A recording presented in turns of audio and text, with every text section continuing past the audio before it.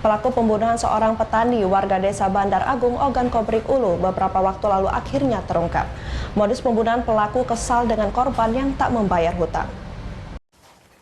Tim Singa Ogan Satreskrim Polres Oku berhasil mengungkap pelaku pembunuhan Saparudin, warga desa Bandar Agung, Lubuk Batang, Oku yang tewas bersimpah darah di kebun sawit. Belakangan ini diketahui pelakunya tidak lain warga setempat, Jamal, rekan korban sendiri. Pelaku ditangkap setelah hampir 1 bulan buron. Pelaku diciduk di tempat pelariannya, Kota Makassar.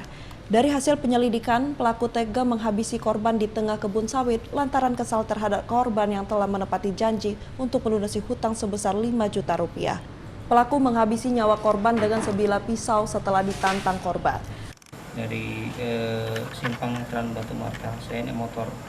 Terus? Dan sampai di situ saya jual motor saya, langsung naik bis dari sana. Naik bus ke Bakahuni. Ke Bakahuni. Ya. Kemudian dari Bakahuni lanjut ke bandara pakai taksi Bluebird.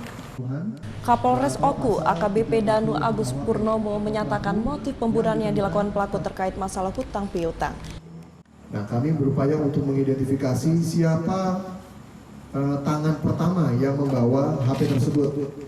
Nah, itu dari informasi tersebut kita bisa mengetahui bahwa saudara J adalah orang pertama yang memegang HP tersebut.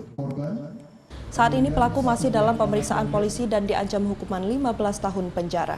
Dari Ogan Komering Ulu, Widori Agustino, iNews melaporkan.